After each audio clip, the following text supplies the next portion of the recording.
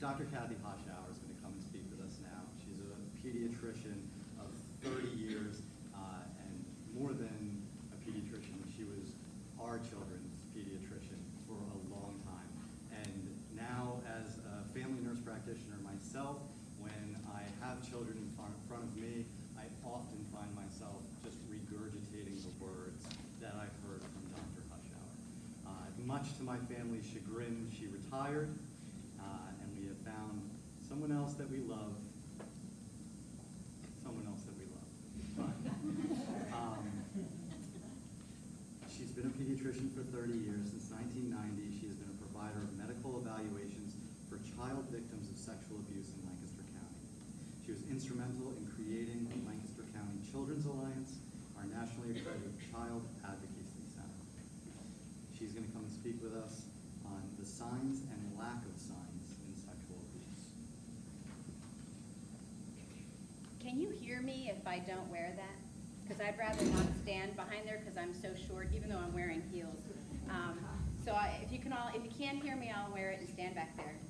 Anybody have a problem? I work for, no, I really don't. Unless you need it for the recording, no. I talk for a living. They paid me to talk for a living, so I can emote. I was getting a little teary when he started to say about introducing that, and then he was talking about somebody else, so I'm over that. So we're going to talk about CACs, Child Advocacy Centers, which is really hard to say, so we call them CACs, our Lancaster County Children's Alliance, and how they work. We're going to talk about why it's normal to be normal, why a normal exam doesn't mean that nothing happened, but that most children who've been sexually abused do have a normal exam. And I'm going to say children and kids, and I mean teens as well. So anybody under the age of 18 to me is a kid. So when I say kids, I mean everybody up to 18. And we're going to talk about why having a normal exam doesn't mean nothing happened. And I won't bore you too much with medical stuff, but I'm going to cite a few articles to help you understand what the literature tells us about these things.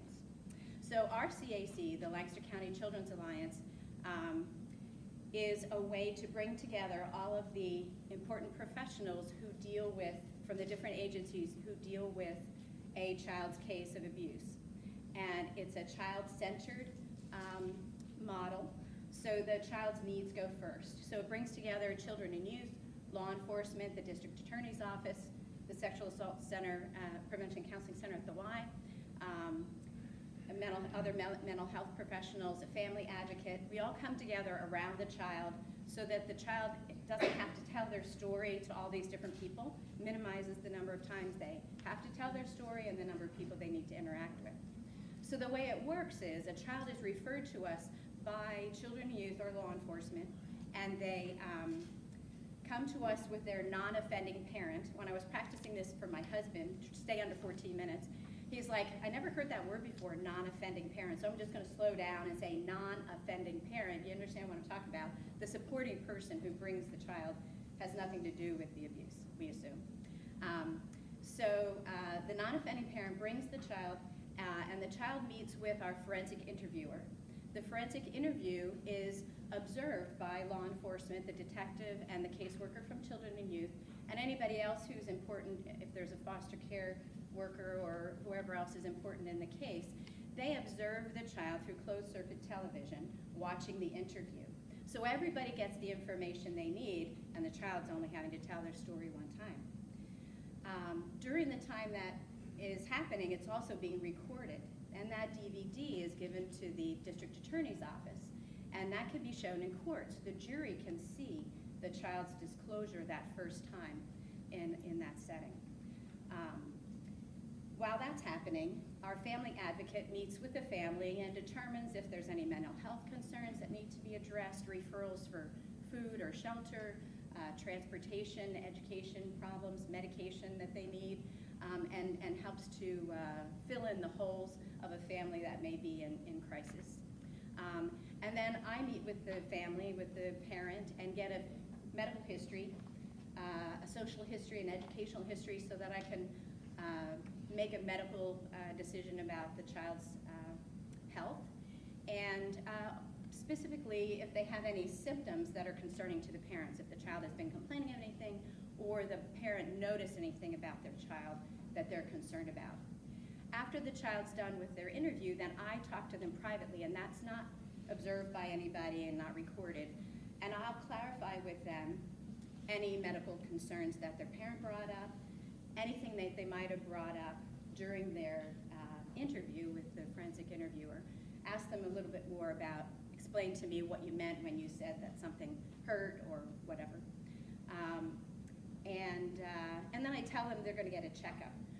I'm going to talk really, really fast, so I'm going to let me know. Raise your hand if it's like, and you can't understand what I'm saying. Okay. So we tell them we're going to check you from head to toe, get a height and a weight. You're going to put on a lovely hospital gown. If they're little girls, we tell them it's a princess dress. We don't say that to the boys. They don't want to wear a princess dress. We're going to look at your eyes and your ears. We're going to listen to your heart and your breathing. We're going to check your tummy, your privates, and your knees and your toes, and make sure everything's A-okay. Most kids are fine with this. The exam then proceeds. I ask them who they want to be with them for their exam, and they get to choose. If they pick dad, tough to dad has to go. The parent doesn't see anything, the kid's all covered up, but whoever the child chooses, or sometimes even little kids will want to be by themselves. And some CACs, the child is always examined by themselves, but in Lancaster, we prefer to have the support person there. The child's typically sitting on the parent's lap up on the exam table. If they're teenagers, then the person's standing next to them. And I examine them from head to toe, looking over to make sure that they don't have any marks on them, any scars that I need to document, but also to make sure that there's no medical condition that could give symptoms that mimic abuse. We don't want to falsely think that something's happening if it's not. And I often diagnose other things that they weren't even there for. And then we get to the time to check their privates, and just like the otoscope we use to look in your ears and the ophthalmoscope we use to look in your eyes, the colposcope is what we use to examine kids' genitals. And it's nothing more than a fancy flashlight, just like all those other ones, and it's on a stand. It's a fiber optic light source, so it's very bright and it's magnified, and it's wired to a computer screen. So everything the light shines on shows up on this computer screen. We adjust the screen so that only the child and I can see it. Nobody else in the room needs to look. They don't want to look anyway. And we basically are just looking at the outside. There's no speculum, nothing hurts, nothing goes inside. It's just looking at the outside tissues, taking little things and make them look big. We start out by shining it on their toe, or a freckle, or a temporary tattoo, or a real tattoo, or a scab. Boys love to see their scabs really big on a screen. Like if I took a picture, if I shone the light on my thumb, it would take up the whole screen. Really magnifies. And so, then we use that to look at them. So what do we find? Well, most of the time we don't find anything. I have to make sure I didn't skip anything. All right, so most of the time, kids' exams are normal. In 1994, Dr. Joyce Adams, a pediatrician,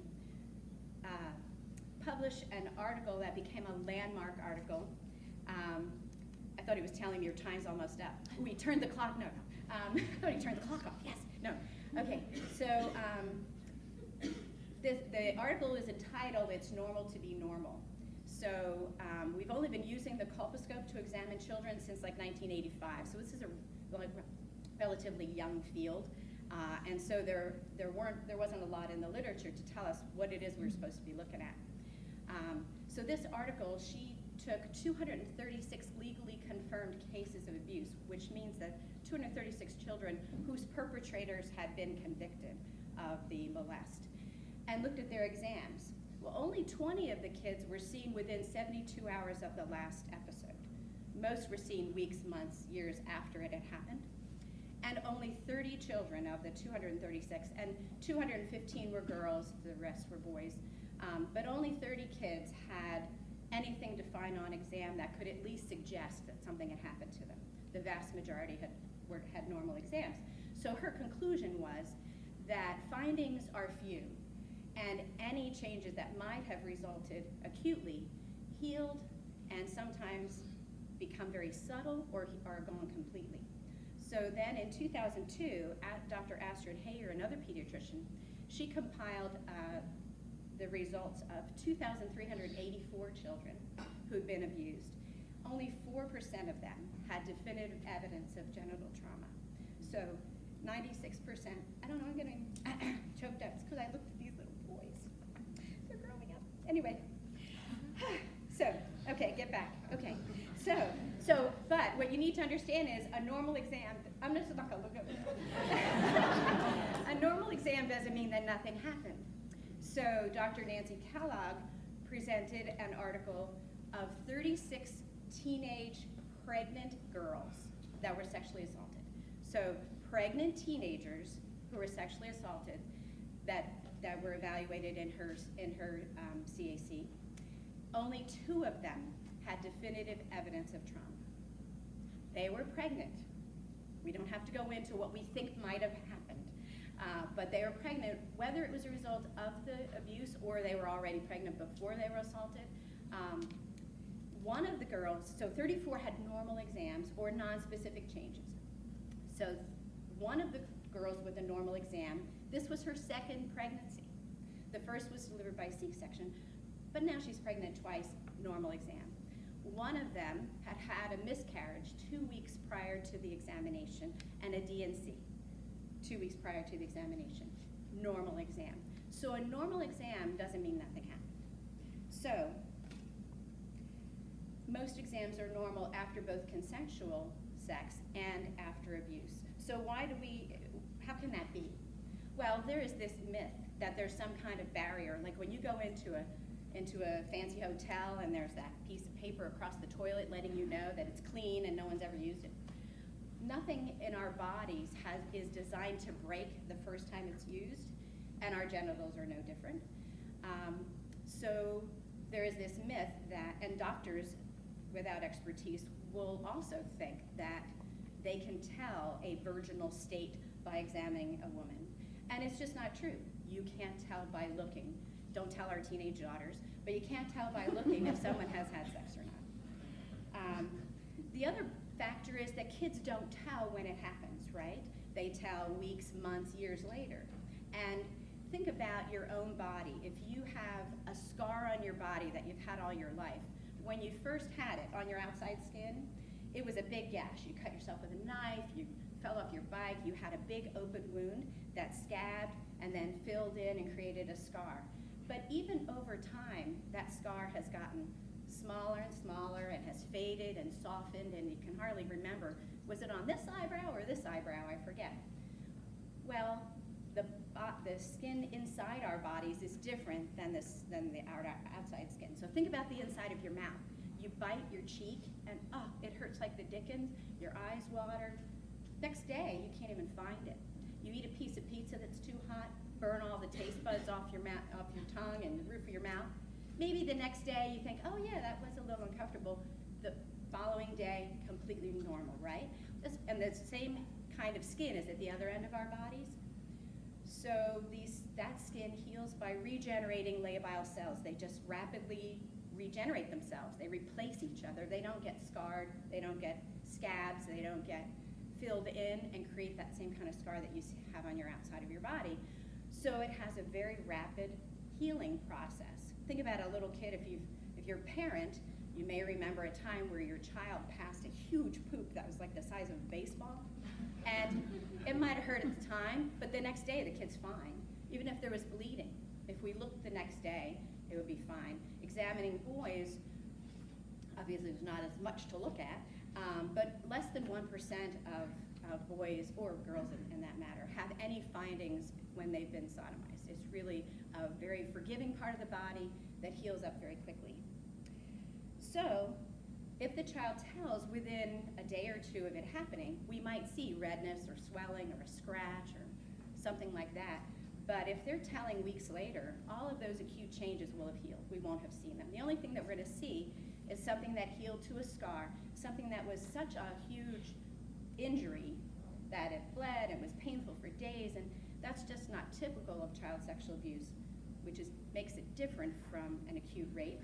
Most sexual abuse is done gradually over time, and the perpetrator is, I think you'll hear about this later today, grooms the child and is motivated not to get caught. I don't have a clock on there anymore, so I guess, I don't know. Okay, that means I have unlimited time. Okay.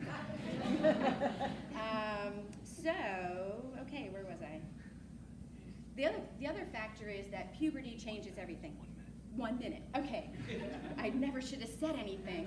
Puberty changes everything, literally. Puberty changes the whole landscape, and so any small little glitch that might have been noticeable when a young woman, when a little girl goes through puberty, it gets obscured and is much more difficult to see. So why do we examine kids if there's nothing to see, or hardly ever? Well, sometimes we're surprised. Their disclosure is only part of the story, as we've just heard. And so we might find something on exam, even though they didn't say that there was penetration, pain, bleeding, and we actually find something. We want to find evidence of sexually transmitted infection, pregnancy, things that need to be treated, other medical conditions that we need to take care of that may not be related to the abuse, and those things that can mimic symptoms of sexual abuse. But the most important thing that we do is let the child know that they're okay. That with my fancy flashlight, sorry, with my fancy flashlight, your body is fine. No one is ever going to be able to tell by looking at me that anything happened to you. Because even with my fancy flashlight and everything magnified, I don't find anything wrong with you. And that's really important for the healing process to know, because kids feel like there's something different about them. Even little kids will feel like there's something different about them.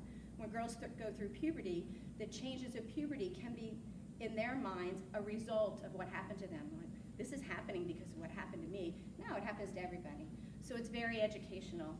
I think it's good for boys to be able to see where the poop comes out. They think that's cool. But it's good for girls to know they've got 3 holes down there. I actually had a mother fascinated in the exam room because she didn't know she had a 3rd hole. I don't know where she thought she gave birth out of. I didn't want to know. But she was like, wait a minute, there's 3 down there? It was like crazy. So, moving right along, my time is up. It's normal to be normal, and a normal exam doesn't mean nothing happened. Thank you.